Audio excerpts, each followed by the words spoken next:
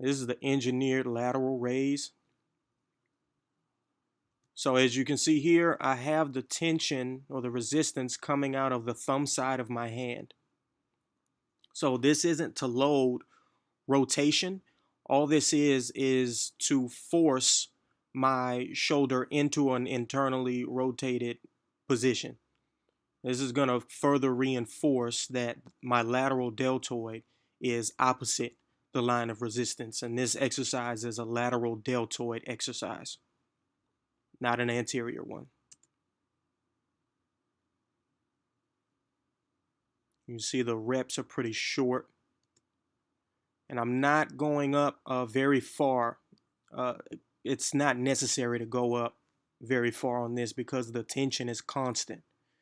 So since the cables are pulling you laterally, there's going to be tension on your lateral delts throughout the movement. So you don't need to worry about um, raising your arms up above your head. As I said in the article, after your arms raise above your head, your rotator cuff and even your traps begin to take over.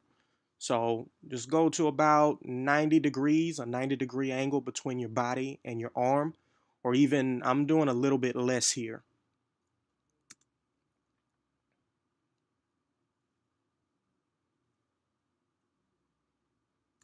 Also, I'm tipped forward a little bit at my hips. You can't really see it from this angle, but I'm slightly hinged forward at my hips. This is just to further reinforce that the lateral deltoids are on the top or opposite the line of resistance.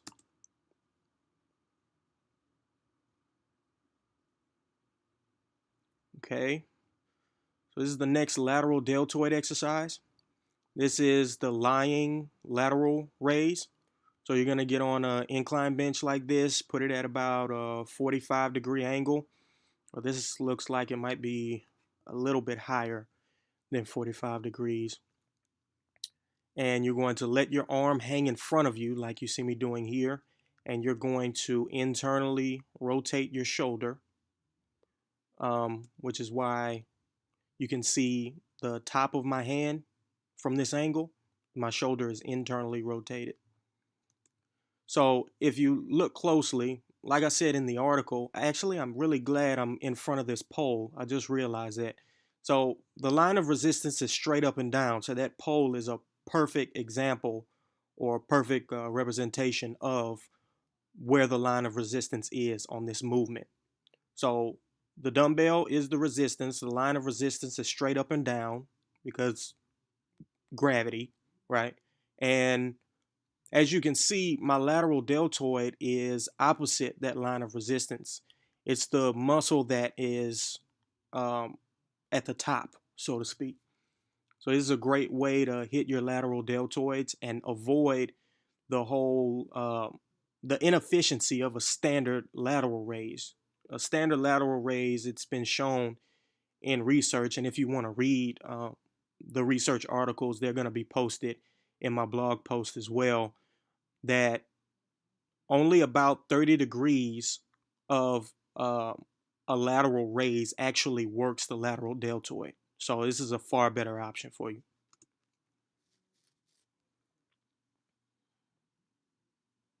You see me start to grimace here.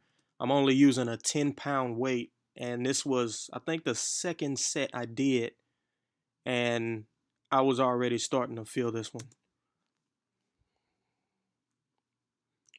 So let me pause right here. This is a good strength movement and a good power movement. This is the eccentric focused push press. So you see me already beginning to dip down, and when I hit play, you're gonna see further why I'm dipping down and get a better sense of the exercise. But I wanted to point out that my triceps are resting on my lats. I have my lats flared and I have my triceps sitting on top of them.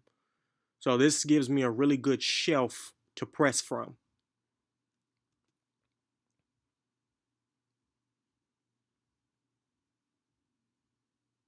One, two, three. I'm using about a 3-second descent on this exercise. That's why it's called eccentric focused. So I'm using the dip with my hips and my knees to put extra power, extra momentum into the barbell to get it up above my head. And then the eccentric is really to keep the tension on the muscles longer than normal.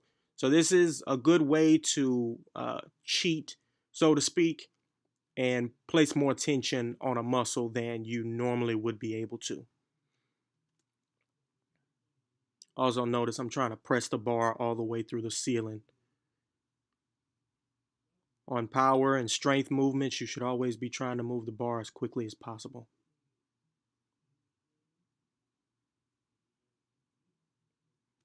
One more note before we continue. This is an anterior deltoid exercise.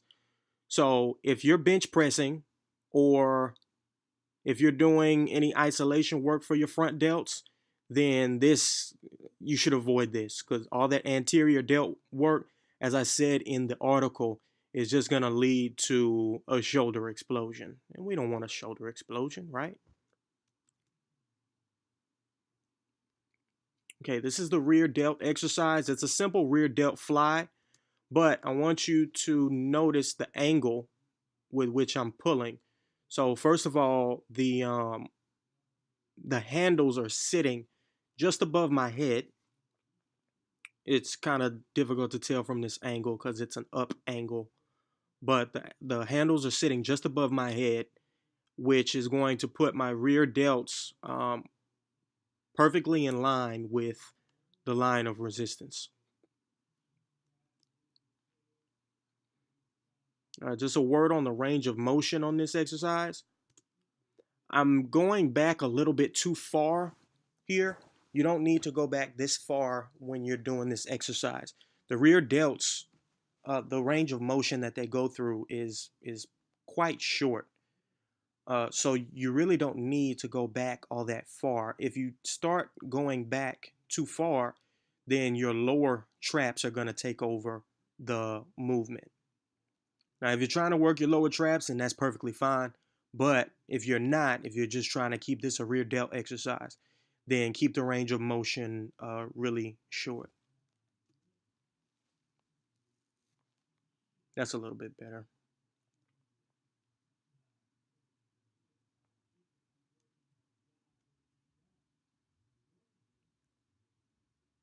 And next. Okay, this is an isolation exercise for the anterior deltoid. Now, everything I've said previously is still true about the front delts. If you're bench pressing or if you're overhead pressing or really doing any type of chest work, period, you don't really need to do this exercise. Just leave it out. But if you don't do much pressing or you don't do any pressing, then this is a good option to isolate the front delts. So I'm lying back on this incline bench. It's about 45 degrees. I'm using a neutral grip, which is further reinforcing that the anterior deltoid is opposite the line of resistance. And I'm also lowering the weight in an arc type of motion. Um, Basically, the mental cue you want to use is do a front raise, but lying on an incline bench. Don't turn this into an incline bench press. We're not trying to work our chests with this. There are better options for that. And we're also not trying to work our triceps here, which is why you'll see not my triceps, my elbows staying perfectly still. You see me start to grimace here because the range of motion that my anterior delts are going through is pretty long. Just like with a standard lateral raise, the range of motion that the anterior delt goes through during a front raise is pretty short until you get the weight to about 30 degrees out in front of you. Your anterior deltoids aren't really doing anything. So this change of position, this change of the angle will force your anterior deltoids to work through the entire range of motion. And one last point, you don't really need to go any lower than this. I suppose you could, but if you do, you're beginning to tread on hyperextension of your shoulder joint. A hyperextension is not really what you want when you have an anterior loaded exercise. It's dangerous and it's just unnecessary. That the extra few degrees that you'll go through is not really worth risking that shoulder explosion.